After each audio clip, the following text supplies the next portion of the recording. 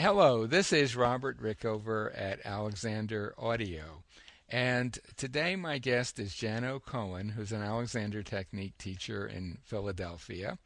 And Jano, like myself, studied extensively with the late Marjorie Barstow, who was a very well-known Alexander Technique teacher who taught she taught in Lincoln, Nebraska, for many years and also did workshops around the world. And we're going to talk today a bit about her teaching, what we got from it, what might be useful for other people involved with the technique to know about, maybe a little bit about how her work compares and contrasts with other schools of Alexander teaching. Jano, welcome to the show today. Oh, Robert, thanks very much for having me on this. Well, it's good to have you on this program. I'm thinking that a nice way to begin might be for each of us, maybe starting with you, if you're okay with this, to just say a word or two about your initial impressions of Marge, how you came to study with her, just a little bit along those lines. Sure. Well, I was studying Alexander Technique with Bruce and Martha Furtman, and they brought her in to do a workshop in Philadelphia.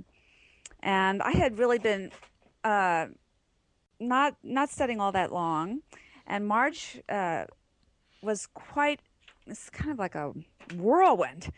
She put her hands on me, and I didn't know what had happened. I got so tall, and it was such a huge change that for 2 weeks I went around trying to do what she had done and ended up with a terrible stiff neck because it was just so fantastic. I had to try to do what she was doing.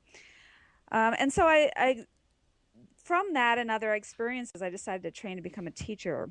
But it was a very slow process because I was also getting a master's in dance and getting married and having children. And so what would happen is I would go out to study with Marge in Nebraska or go to a workshop she was holding somewhere and just sort of gradually over time had experiences with her. It took 10 years to finish my own training. But she was sort of always part of, what I was doing. Bruce and Martha were training us with the idea that we were learning to be teachers in the style of Marjorie Barstow. Mm-hmm. And you mentioned, of course, that your first encounter with her was in a workshop, a group setting, obviously. Yeah. And right away, that is a bit of a distinction. I think it's still true today that most Alexander Technique teachers work mostly one-on-one with students, and for the most part, until the very end of her life, Marge worked with groups, and often quite large groups. Well, it's a different style of teaching. It's the amazing thing is when you're in a group with Marge, you're also in a private lesson because if she's teaching the group and she, presents ideas that we're all working with, for every moment of the day that we're with her. But at the same time, when she goes to put her hands on you if you're doing an activity, then the lesson is all about you and what you're doing. And it's the same as in a private lesson. And so the lessons I got from Marge always felt like a performance of a private lesson. Right, right. When she was working with you, it was similar in that way to a private lesson. But I assume that you noticed often you would learn quite a bit by just observing her working with other people. Well, that's true. She was very. One aspect of her teaching was that although she would work with individuals in the group setting, she was always very aware of everything she did and said that might impact people in the group.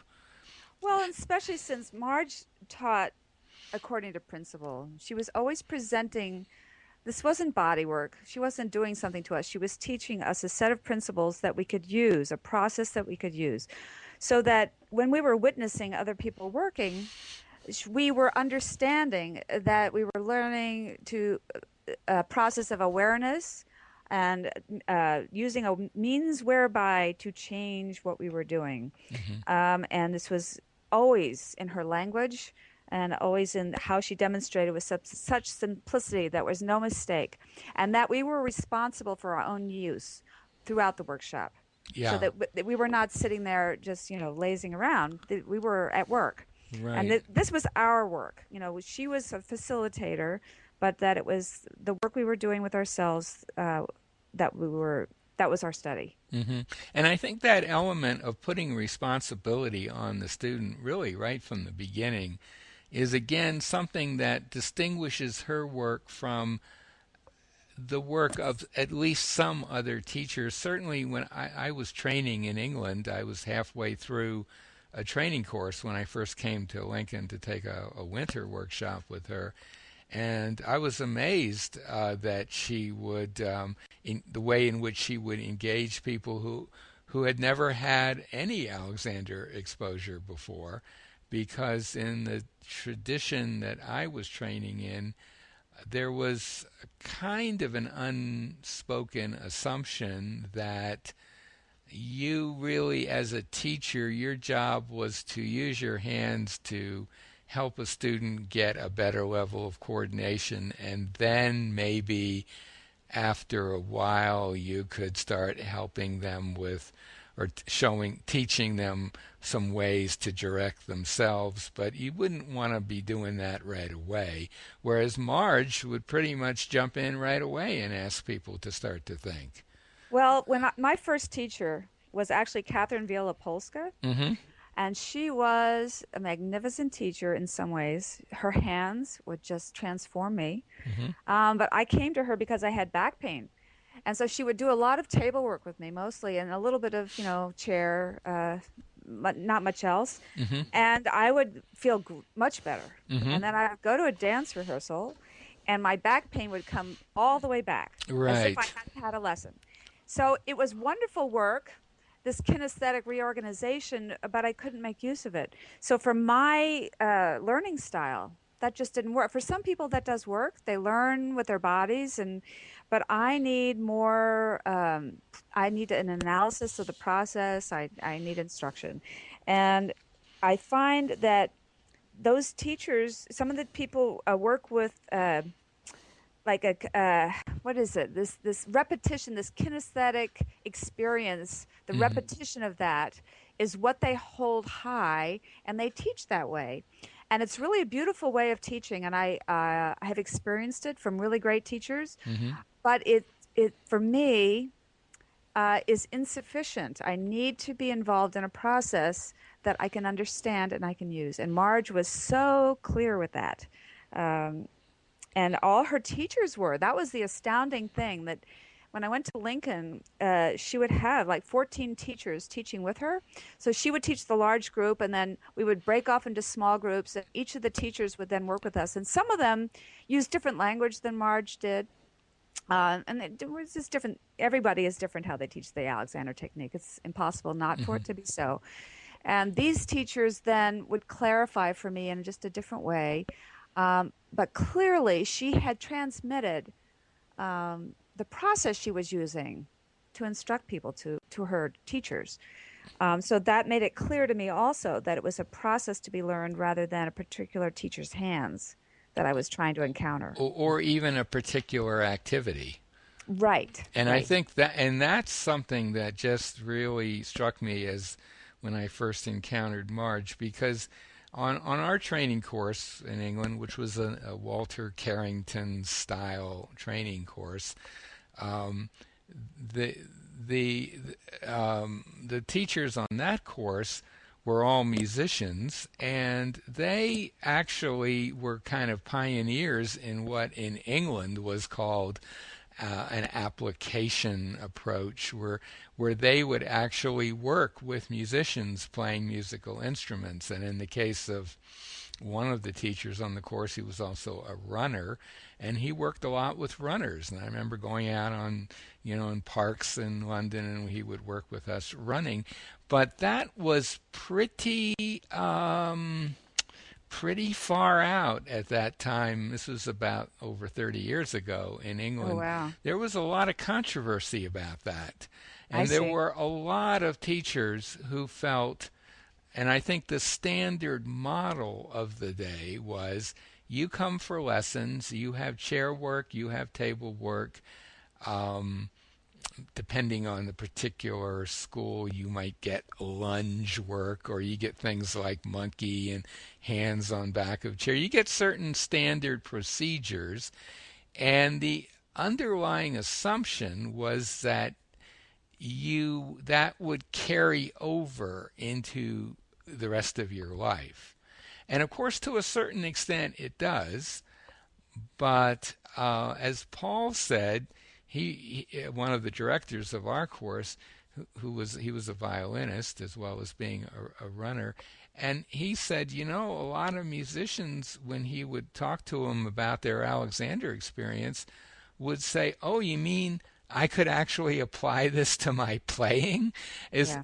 I mean, it kind of wasn't in the air back then that uh, the assumption was it would carry over, but not that the person would consciously carry it over. Right. You know what And I I, mean? And I I, think and and personally, when I saw how Marge worked, I thought this makes a lot more sense to me, and yeah. from my own way of wanting to teach the technique anyway. Well, and I think with all the students that are out there, there's that many learning styles and Sure. needs. Right. And so so some students I'll give them a lesson on standing and walking and they'll apply it to their cello playing, or Right. I hadn't even brought it up yet. Yes. So it really depends on the student. And I think Marge's approach fills in a lot of gaps for people who really, didn't know that there was something else out there. And the other thing that what I find is that some people think about Alexander technique as something to do in stillness. And Mm. especially when they hear that it's something about inhibition, that you're supposed to inhibit your habits. So then there's a bit of fear of moving. And what Marge did is she got people doing things and moving and showing them that they can inhibit in movement, which takes the fear away, that you didn't have to just hold still and sort of be right, and hold on to what she'd given you or hold on to what your teacher told you or whatever it was, because we're human beings and we're meant to move and we do things. And what we're trying to get back to is what children do at a very young age, which is that they go about their business without tension, and they're perfectly coordinated, and we just want to get back to that. So we don't want to just be still. Yeah, I've mentioned this on a couple of other interviews, but with Marge, the way to get the most hands-on help from her was to be ready to do activities. When she'd say, "Does anyone want to sing?" You just Yeah. really, Well, and especially singers. She loved she working with loved singers. singers. Yeah, and that's where I started singing country and western because, and it was a way to get hands-on work. But the interesting thing is that when you looked at her classes, if you were just wandered in, or if you were an Alexander teacher and you wandered in but never worked with March before, you would have a hard time figuring out who was a teacher of many years' experience and who also had just walked in for the first time that day.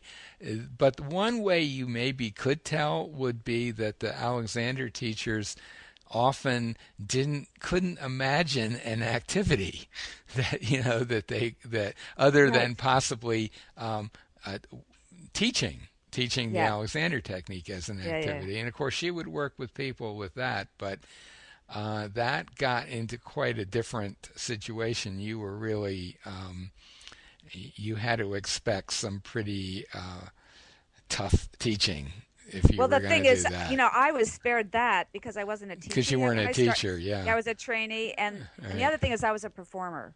So you So were a natural. You fit in perfectly, right? in a way, but Yeah, I was a dancer. right. And Marge had been a dancer when she was younger, That's right. and she was really frustrated with dancers. If we were stiff or anything, she just had no patience with us. She just thought you should be doing better. And I always felt kind of humiliated because she just always, and she would work with us real quickly and then just try to, move on to Yeah. the singers as much as possible. Singers or musicians or people who just had ordinary activities like Oh, sure, like vacuuming or whatever. anything, Yeah. vacuuming, it didn't really matter.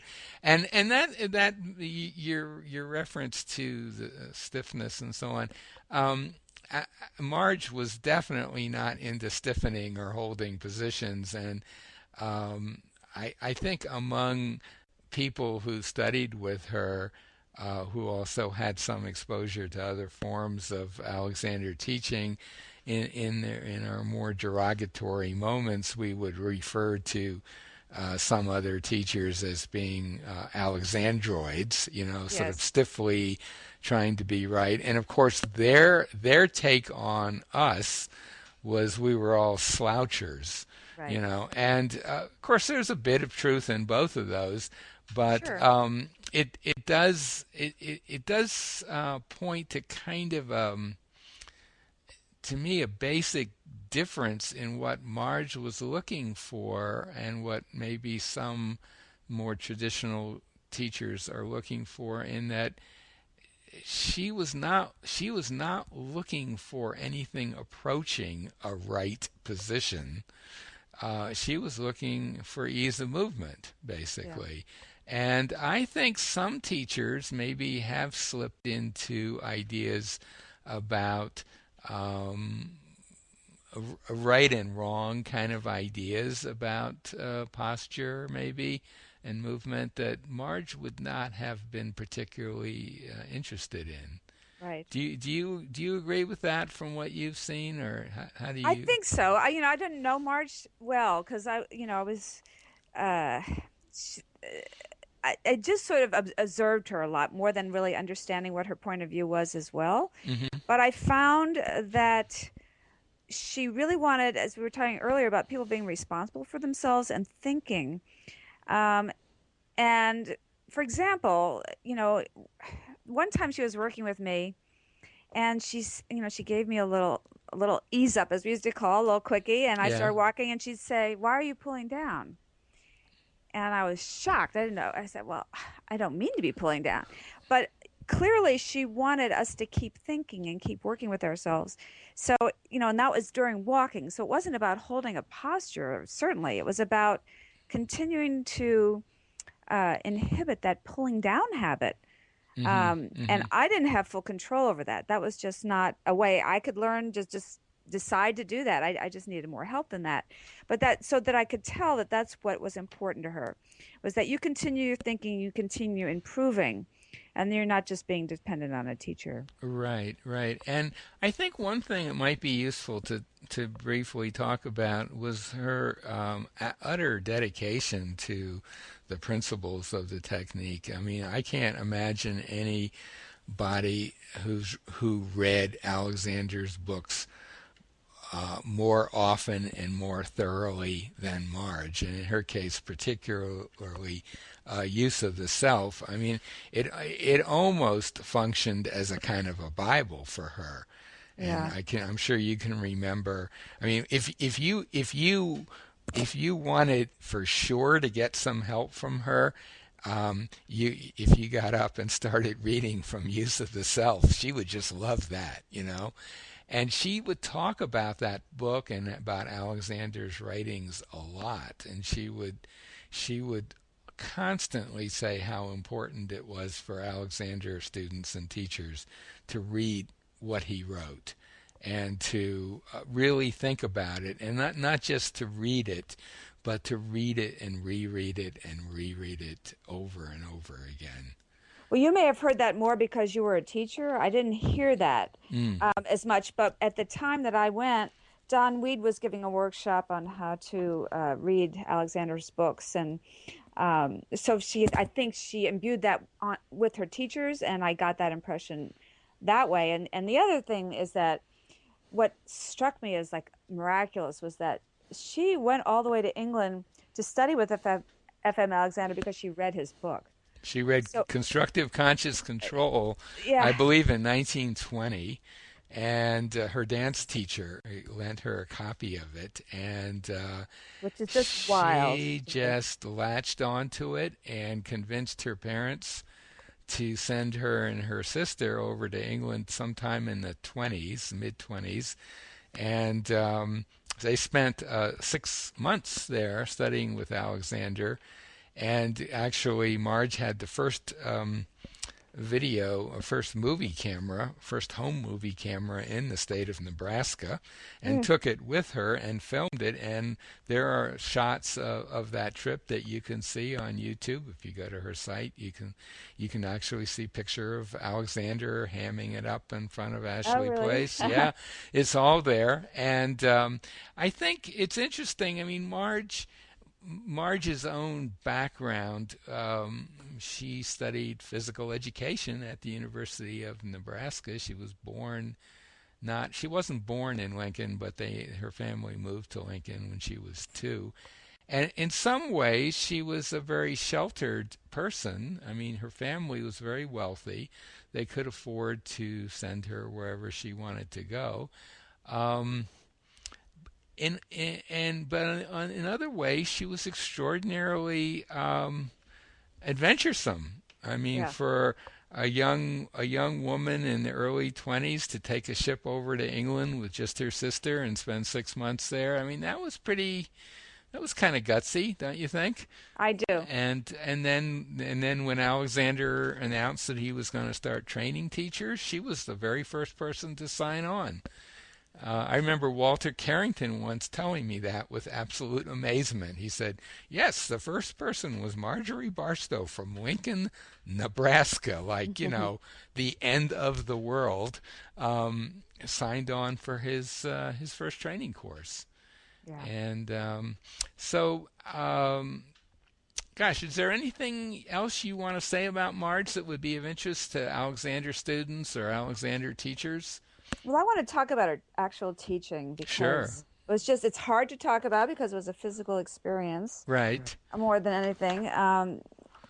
She just was, I consider her like a virtuoso Yeah. because she'd go through a room of 100 people and it would take her no time. Like they walk in the room and she already knew what their issues were. And as soon as she touched someone, they would transform. Yeah. And early in my training, I just didn't know what she was doing, but I could see it, the Hmm. change. And of course, the singers, oh, you could hear their singing improve, the violinists, everybody improved, and you could see that they were physically different. But I wasn't a teacher yet, so I didn't quite know really what she was doing with her hands. And the other thing is that sometimes she would touch you and you didn't even know if she had touched you because it was so light. Hmm. Or you just kind of moved because the energy of her fingers was coming towards you and you were already moving. Hmm. And it was like a miracle. And then the next time she touched you, it was like an iron claw, and all you felt was like your body was like a piece of armor that she was like wrenching apart. And I was like, I would say, this can't be working. I don't feel myself even moving. And then she'd take her hands off, and I would be enormous or floating around the room like I didn't weigh anything. And it was just incredible that she had that. And she did this so quickly. I mean, you can get a lesson from an Alexander teacher and it can last 45 minutes and you feel absolutely magnificent when you leave.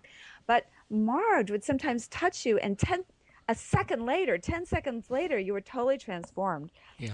And I was like amazed over and over. And as she got older, she got more bent over. She looked Hmm. kind of crooked. She had all that osteoporosis. Right. And she kind of talked with this really gravelly voice. She was Hmm. really getting older and older. And her hands got stronger. Yes, they I did. was like, how is this possible? I mean, you want to model for your students your movement and everything. And she could just it was astounding. So I was always so impressed. And one time, here's another example. We were having a group lesson, maybe not 100 of us this time, maybe there were 30. And we were in a room and we were all standing around in a circle and we've been doing some work. And somebody said, Marge, can you help me on the floor with something? So that person was on the floor and Marge bent over to help the person and she helped them get off the floor. And somebody said to her, Marge, how did you do that? I mean, she was so crippled looking. And she said, okay, well, why don't you all do it? So we stood around a circle and she said, well, now just bend over and do a monkey. Now just do it lower and then just stand up again. And she just, and of course we didn't do it as well as she did. But it was clear that no matter how advanced her osteoporosis was, so that she was directing with a great deal of will and clarity, and clear direction, and it was just amazing to witness. Yeah, I think, and to put all this in a little bit of context, I met her in the originally in the late 70s. She was 80 years old when I met her, and she wasn't all that bent over at that point. That came maybe 7 or 8 years later, and I assume she was around that age when you met her, right? She was upright. She was bolt upright. Absolutely. She was so youthful looking when I met her, and she walked very fast. You saw her from behind on the street. You think 35-year-old woman. I know, it's unbelievable. She was an athlete. She was. And she rode horses. She was like very strong. No, that escalation into osteoporosis was rather rapid. Yes, she just towards the end. I mean, when she got into her late 80s and early 90s, there was I've seen X-rays of her neck that one of her students took, and I mean there was very little bone mass there. It was quite but she. What I was going to say is, when she trained with Alexander in the 30s, she was in her 30s herself. And she was someone who, I think, probably starting with reading Constructive Conscious Control in 1920 or 21, from that point on, my sense is that Alexander and his ideas were a part of her life every day to some extent or another. Now, she helped run a family business at one point. She had other things going on in her life, but she really devoted herself to experimenting, using his ideas on herself, on her students. By the time I met her, which was late 70s, I guess it would be close to 50 years or more. And I think it's kind of a testimony to what can happen if you really pursue the basic principles of the technique for a long time. You do get, or at least she got, really, really good at it. Yeah. And in her case, her orientation was more towards working with groups and younger people and so on. But even if she had been a traditional teacher, I'm guessing people would have been blown away by her teaching, just one-on-one kind of traditional private lessons. Absolutely. Her skill was clearly there. It was there. And the other thing I want to say is that people who are masters of something put in an incredible amount of time to what they do. And that's something that was kind of lost in today's culture.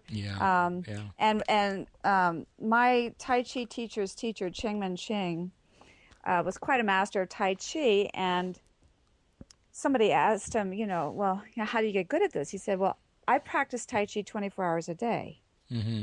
Mm-hmm. It says he lived Tai Chi, and that is what Marge did. She did, yeah. I used to watch her, just if you ate lunch with her, every moment was accounted for in her attention. Mm-hmm. Which made it was very difficult to eat with her, because then I felt humiliated with how I was eating. But she was very, very self-aware at every moment. And I once watched her go into a nap. She sat down in a chair and she slid down until she was in this sort of, not a slump, but a sort of a whole body slump where you're just sort of lying on you're not sitting up on your sit bones, but and it was the most lengthened, beautiful posture. And she just slid down into that posture and went to sleep. Yeah. And so she carried the thinking even into her sleeping. And I just thought, okay, this is the ultimate goal.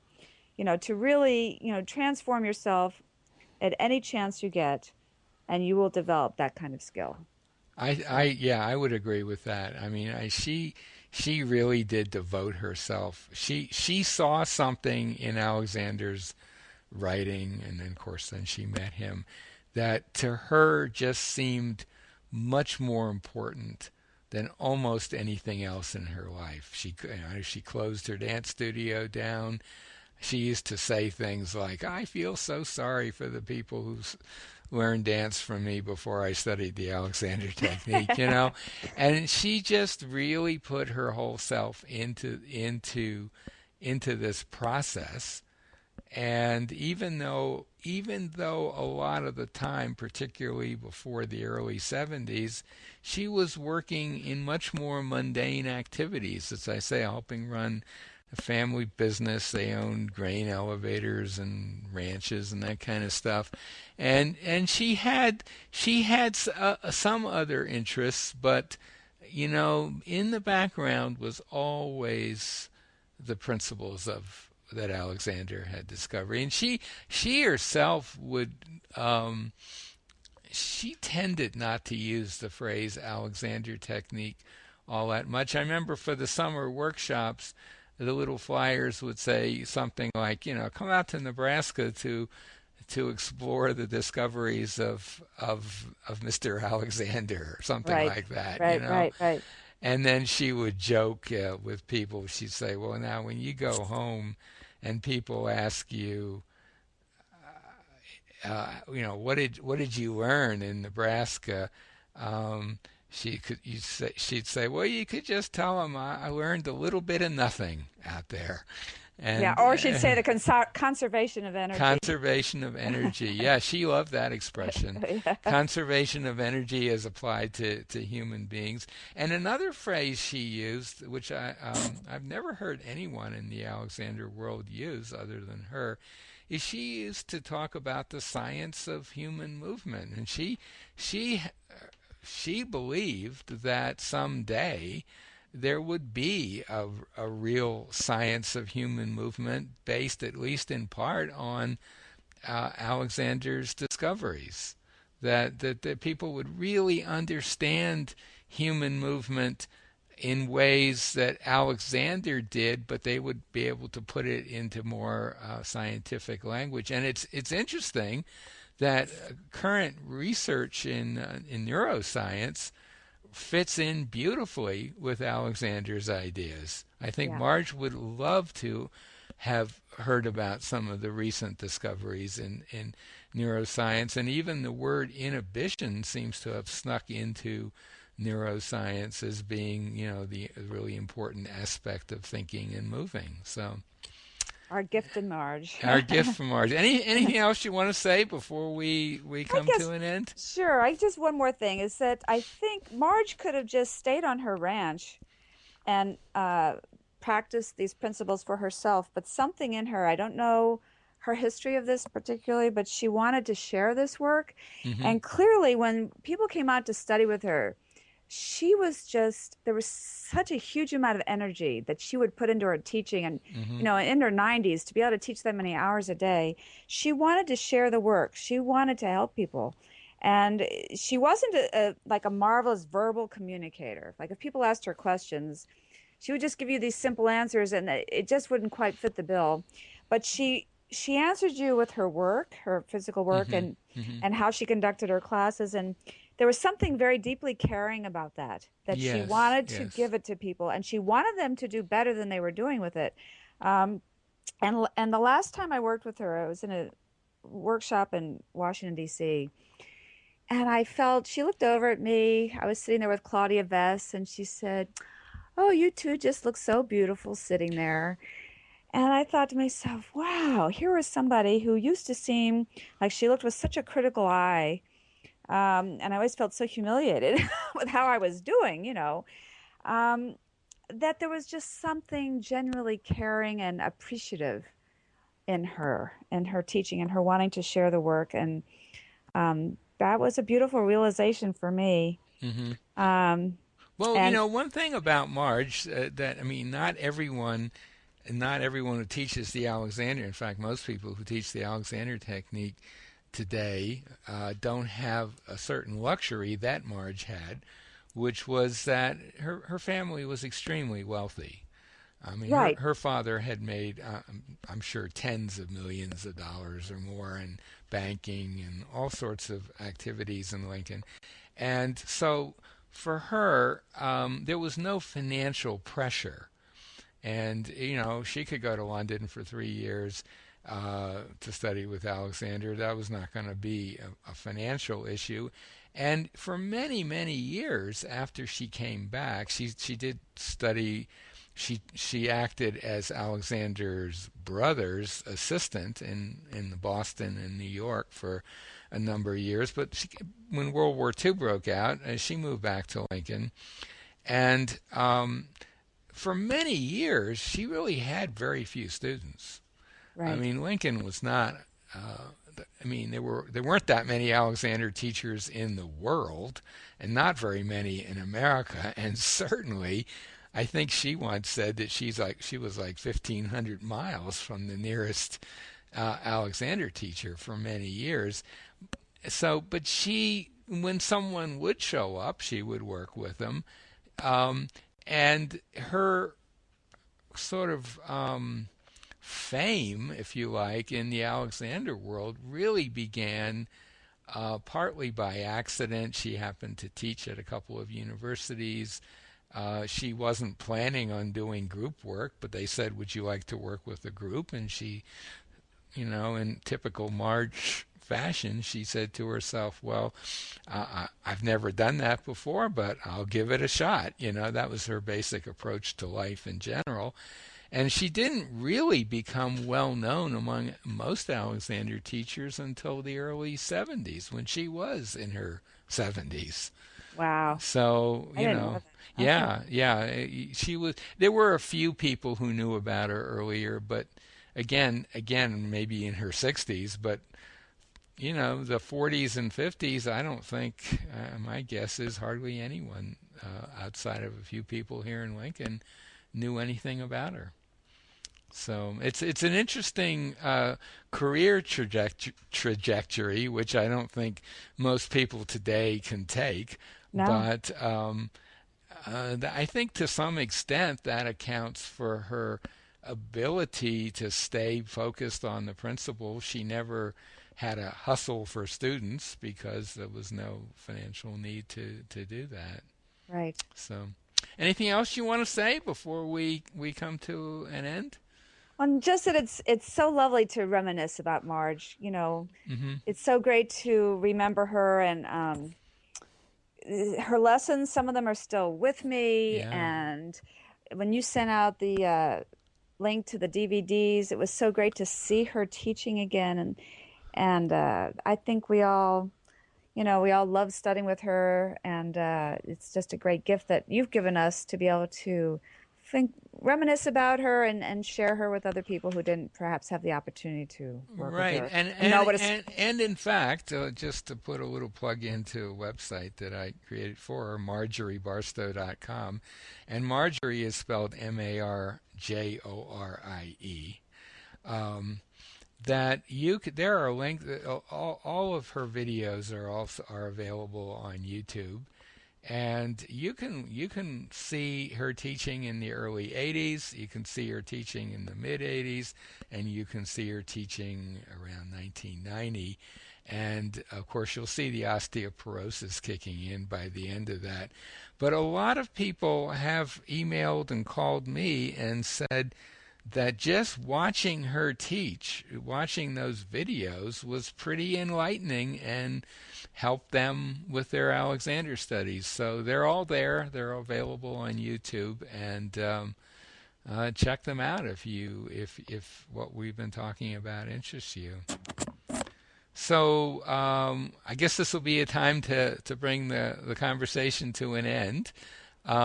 My guest has been Jano Cohen, who's an Alexander teacher in Philadelphia. We'll put a link to her website by the interview. And we've been talking today about the late Marjorie Barstow. She was born in 1899 in Ord, Nebraska, a small town west of Lincoln, and died in 1985. She was almost 86 years old when she died, and she was teaching until roughly a year or so before she died. Jano, thanks so much for being on the show today. Oh, thank you. I love being able to contribute.